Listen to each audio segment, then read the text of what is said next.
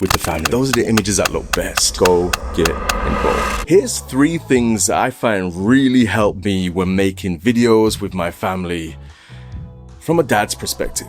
The first thing is when I'm out there and I'm shooting these videos, these vacations, these holidays, these explorations out in the mountains or down by the coast or wherever we be, whatever we're doing, I always have it in my mind that I need to bring with myself like some of the best lenses out there. You go and get a 50mm prime or something so you can blur out the backgrounds, or you think, oh, a 35 would look really great getting a prime lens or getting a really expensive lens. The truth is, when it comes to capturing memories and when it comes to capturing moments of the family, the last thing you want to do is hone in too much. Do you know what I mean? Like, the last thing you want to do is just get too close, because you lose everything around you. One thing I've noticed, right, when I go back, when I sit down with the wife, we sit down on the sofa and we look back at some of the footage, the ones where it's just a close-up of my daughter's face and she's looking at something, we're like, oh, cute. But it gets boring after a while. We see that all the time. I know it's savage. In the future, we'll probably want to see more of those moments, but we see them sitting down doing all these weird things every single day, day in, day out. We don't see them doing that out in a beautiful environment all the time. So when you've got a lens that's kind of zoomed in, you've went and bought yourself this telephoto lens, you've bought yourself this prime lens, which is extremely bokeh-licious, so you can't even make out what the background is. When it comes to memories, that stuff isn't actually the best lens to use.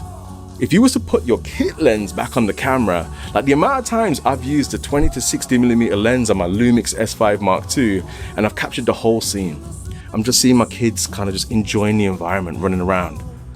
That video, when I watched that video back, that's way, way more exciting. It's way more nostalgic. I love it. I can just play that for like 30 minutes straight, just watching them play about in the field. So my first lesson, or my first tip, would be to ditch those special lenses. Just use the kit lens. Try to get whoever you're filming in focus. Also try to get the environment they're in focus as well. Capture as much as both of them as possible, because trust me, if you just have that individual and it's like 10 minutes and you keep focusing on trying to get that shot because you think that's what's cool and that's what's in and that's what's cinematic, your whole family video, your whole vacation video is just gonna be close-ups, bokeh-licious shots. You don't even know where you went. You don't even know what it sounded like, the environment, how it looked. Use a kit lens. All right, tip number 2 is to start shooting more slow motion. Now, this is one of those things that's kind of faded out recently, in recent years. Like, I think 2017, 2018, everything was 120 frames per second. Now, I don't shoot that slow anymore because I feel like the quality of video really, really drops at that point. But I'm talking here, shoot 60 frames per second in 4K or whatever you can do it in, right? If you can go a bit slower than that, 75 frames per second on Blackmagic cameras looks absolutely, it just looks so good. But yeah, what I want to just hone in on here is try to shoot slow motion footage as much as you can, because there's so many times as dads, right, especially, we've probably got our kids on our back, right? We're sipping on water, you know what I mean? We're trying to tell one of the kids, hey, stay away from the edge, you're gonna fall down. You're sipping your water, you're trying to film something, you film it, and then when you watch it back, it's shaky, it's got you whinging in it, it's got your wife telling you off for trying to film when you should have been looking after the kids. Whereas if you shot in slow motion, 9 times out of 10, there's no audio. And also, it kind of, you don't need to be shooting for too long. You can shoot for 2 seconds on that camera and get yourself like, 3-4 seconds of footage that's slow that you can use as B-roll. I love to just sometimes leave the camera on the side, shoot, slow motion for a little bit, and it's just there. You got a nice long bit of footage. Or if I'm just walking behind, I'll shoot slow motion. Shooting as much slow motion as you can will fill the gaps if you're trying to create something later on in the edit. And you can also add those sounds back from a different video. So when you start to shoot normal, I don't want you to shoot slow motion every single video. That will just never work, right? But when you do shoot slow motion, try to fill it in with some normal footage as well. And just shoot some normal footage, just leave it on the side. Act as if your camera was an audio recorder. Then you can strip back some of that audio. You can layer it in underneath the slow motion. Maybe add some music on there. But trust me, shooting slow motion will get you more footage in the future, more things to work with, especially if it's like bouncy footage. When you shoot slow motion, it smooths it all out. Do you know what I mean?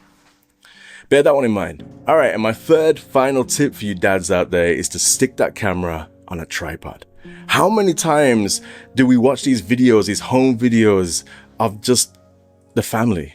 It's the mom, it's the kids. Where was dad? You know dad was behind the camera because you can hear him whinging, "Oh, watch out, don't do that, stay back over here." But do you want all your videos to be like that? I got to the point where I was like, you know what? I'm hardly in any family photo. I'm in near enough 0 videos when I watch them back. I just didn't want to be that way anymore. So I've got this habit of just bringing a tripod with me, putting my camera on a tripod, hitting record, and just going out there and enjoying the moment with the family. One, you get to enjoy the moment.